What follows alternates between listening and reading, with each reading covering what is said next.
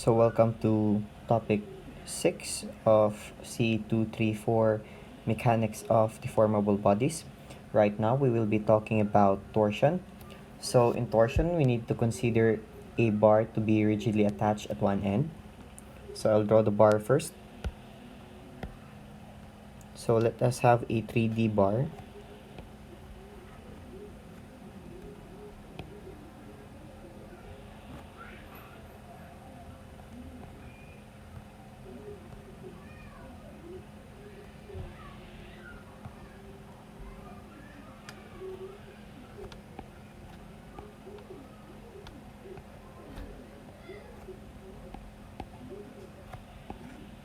So this is our 3D bar, which is rigidly attached at one end.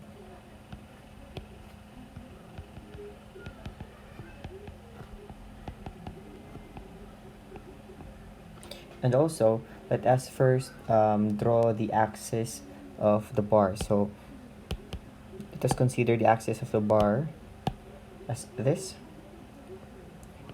This is our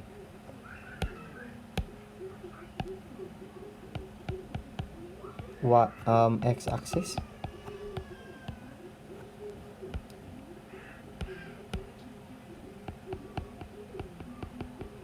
And this is our y-axis.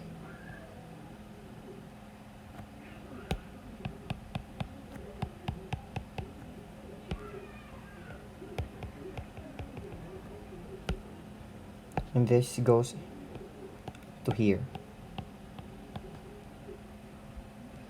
So in torsion, we need to consider a bar rigidly attached at one end and twisted at the other end, which is the other end is this one, by a torque or twisting moment which is equivalent to force times distance. So we have a force and we have a certain distance which is applied to the applied perpendicular to the axis of the bar. So we have we need to assume a force which is applied perpendicular to the axis of the bar. So we have here force F, the certain distance in between, which is denoted as letter D. So simply, torque is force times distance.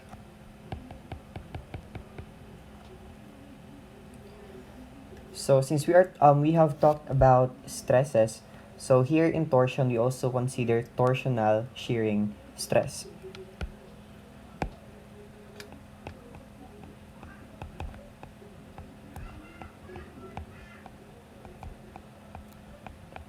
So what is inside torsional shearing stress? So for a solid or hollow circular shaft subjected to a twisting moment T, which is force times distance, the torsional shearing stress, which is denoted as this one, at a distance of rho, or rho from the center of the shaft. So we have our formula equals to the torque times the distance which is rho over our J. And simply, we need to know that first, this is our torsional shearing stress. This is simply our torque. And this is our distance.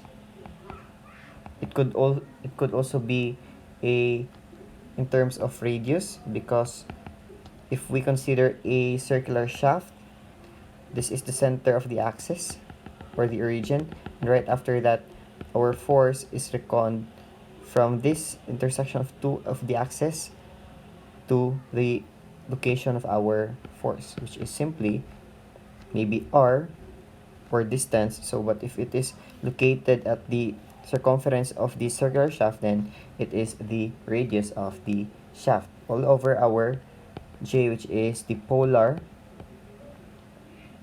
moment of inertia.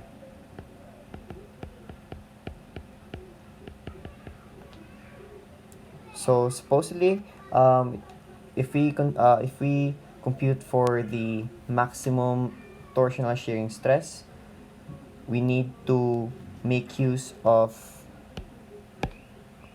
the distance as the outer radius of the circular shaft.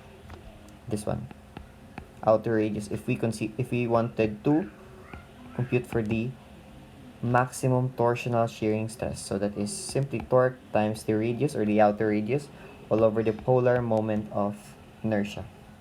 And also, we have already formulas for our solid cylindrical shaft and hollow cylindrical shaft. So for solid cylindrical shaft, our formula is simply the maximum shearing stress is equals to 16 times the torque all over pi d cube, wherein our polar moment of inertia is simply equal to pi over 32 times d square. So how to derive this formula? All you need to do is to make use of this formula and substitute the value for polar moment of inertia here. So you can get this formula. And right after that, for our hollow cylindrical shaft,